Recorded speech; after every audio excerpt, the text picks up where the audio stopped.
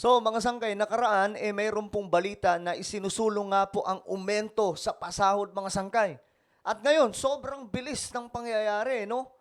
Inaprubahan daw po ito kaagad. Pag-usapan po natin, ano nga ba ang nangyari?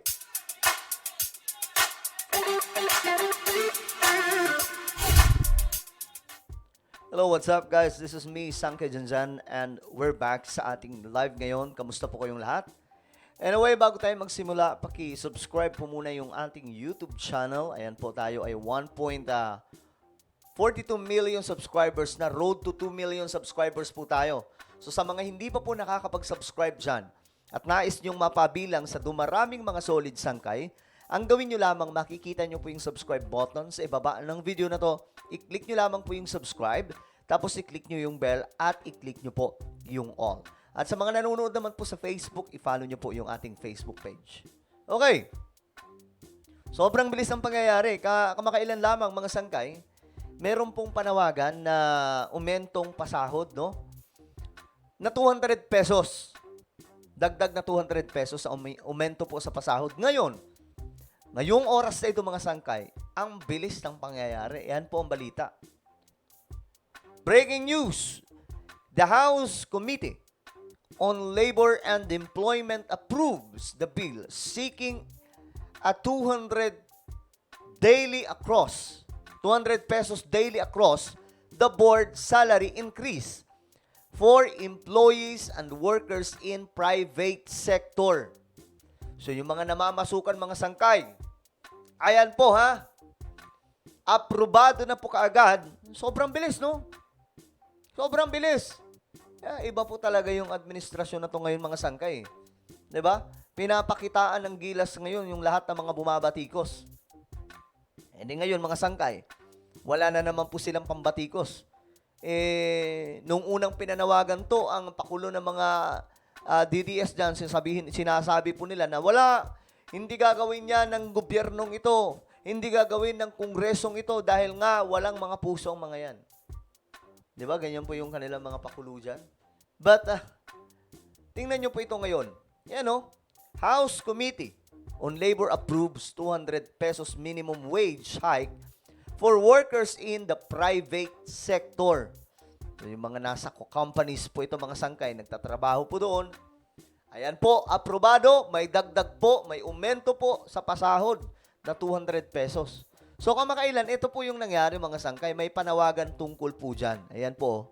Isinusulong sa Kamara ang 200 pesos na legislated na aumento sa sahod. Ngayong ano lang to mga sangkay, no? Wala pong 1 week. Nakarang araw lamang po ito isinulong, inaprubahan po kaagad. Sobrang bilis ng pangyayari. Kita ng mahal na bilihin. Pero ayon sa grupo ng mga employer, napupulitik sulong sa Kamara ang 200 pesos na legislated na aumento sa sahod sa gitna ng mahal na bilihin. Pero ayon sa grupo ng mga employer, napupulitika na raw ang sahod. Napupulitika na daw ang sahod. So bakit napupulitika? Sa frontline na balitang yan, si Marian Enriquez. Si House Speaker Martin Romualdez na mismo ang nagsabi, 200 pesos ang gusto niyang aumento sa daily minimum wage. For the workers, for the people. Ayan po mga sangkay, no? Mismo sila Speaker Martin Romualdez. Alam ko mga sangkay, marami pong basher kay Speaker Romualdez. Pero, guys, kung mayroon naman pong ginagawang maganda ang isang tao, bakit hindi po natin palakpakan? Diba? Ako mga sangkay, kung tatakbo tong presidente, hindi ko naman talaga ito iboboto eh. Pero hindi po ibig sabihin no, na hindi po natutuwa tayo sa kanyang ginawa na to mga sangkay. Natutuwa tayo kasi magandang bagay, malaking bagay po ito ngayon. Ayan po, sabi po ni Martin Romualdez, okay, umintuhan natin yung pasahod, 200 pesos. Sinong nakagawa ng speaker niyan? Di ba ngayon lamang po yan? Ganon kabilis. Ganon po kabilis. So ngayon, dahil Romualdez ito, malamang sa malamang, yung mga DDS ngayon ay mag-iiyakan na naman. Pahiya po sila dito eh. Oh, tingnan nyo po ha. Dito na pag-uusapan pa lamang. Pero ngayon, kanina mga sangkay, ngayong oras lamang, aprobado na.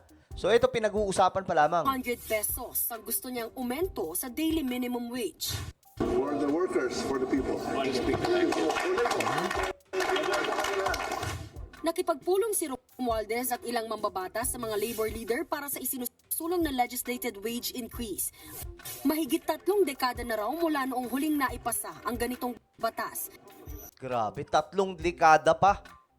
Malayo na po ang narating, mga sangkay. Ngayon lamang daw po naipasa, 30 years. Ang tagal. Kaya nga po mga sangkay tayo, wag po tayong, kumbaga wag po tayong maging, ano ba tawag doon? Yung, hindi po natin, kahit po nakikita po natin na may magaganda namang ginagawa ang Kongreso, hindi po natin na-appreciate. Huwag ganun. Buksan po ninyo yung isipan nyo. Tingnan nyo naman. No? Kahit pa po sabihin natin, basher kayo kay Martin Romualdez din. Ito siya lang po ang nakagawa niyan, hindi po yung ibang mga speaker. For the first time, ganyan po kalaki mga sangkay, no? Naaprubahan po ng ganong kabilis. Di ba? Asan dyan yung mga pinagmamalaki nilang mga politiko? Nagawa ba yan, mga sangkay? Nung sila po yung nakaupo? Hindi. Ayon kay Romualdez, hindi lang ito para makatulong sa mga manggagawa. Sa gitna ng mataas na bilihin, investment din daw ito. Kung si Gabriela Partiles Ito, pag ito magsalita, matik na yan, mga sangkay. Representative Arlene Brosas ang tatanungin, 750 pesos na aumento sa sahod ang dapat ipatupad. Pero okay na rin daw ang 200 pesos na wage hike kaysa wala. Noong nakaraang taon, lumusot sa Senado ang 100 peso daily wage hike bill. Pinalagan niyan ng mga grupo ng employer, lalo't nasa 90% ng mga negosyo ay micro, small, and medium enterprises o MSMEs. Nanganganib daw na magsara ang mga ito kung hindi nila kayang pasanin ang aumento sa sahod. Pero ayon kay Assistant Majority Leader Pami Zamora, sigurado namang may exemption para hindi mahirapan ang mga maliliit na negosyo. Suportado rin ng ibang kongresista ang 200 pesos na aumento. We're facing record inflation and there are a lot of external factors to consider now. And quite plainly, when you Ang look mahal na rin kasi talaga ng mga bilihin ngayon. 'Di ba? Kailangan na po mag-aumento po talaga ng pasahod. Hindi ako naniniwala na malulugi yung mga kumpanya. Hindi po ako naniniwala diyan. Sandamakmak yung mga kinikita ng mga yan, tapos malulugi po yung mga negosyo nila. Hindi po. Sobra-sobra na nga po yung mga kinikita ng mga yan, mga sangkay, di ba? Halimbawa nila, mga produkto nila, sobrang mamahal. Tapos yung pasahod nila sa mga empleyado nila, ang bababa lamang. Di ba? Ang pinakamagandang mangyari dyan, mga sangkay, papasukin na po yung mga dayuhang negosyante. Magtayo ng negosyo dito. Para hindi lamang po ang umento sa pasahod, 200 pesos. Madagdagan pa po yan ng 1,000, ganyan po, 1,500, 2,000 mga sangkay na umento sa pasahod. Alam niyo, makakagawa lang po niyan mga sangkay. Mga dayuhang negosyante. Kasi yung mga dayuhang negosyante, hindi po yan kagaya ng mga negosyanteng Pinoy na binabarat po yung mga kapwa natin kababayan.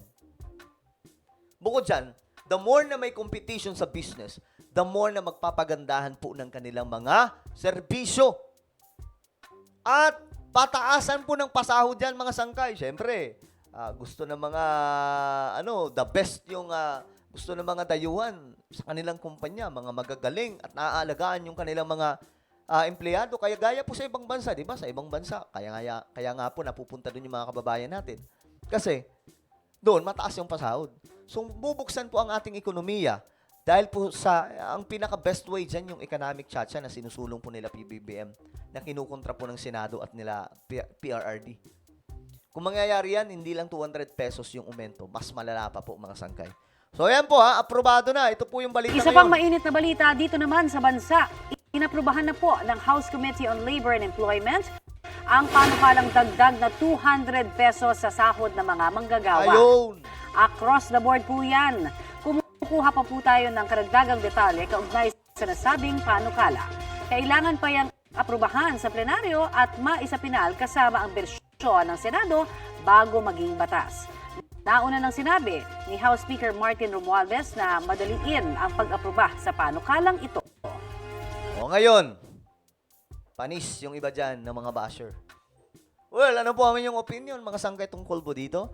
I-comment nyo lamang po sa ibaba. And now, mayroon po tayong YouTube channel. Ito po ay Sangkay Revelation.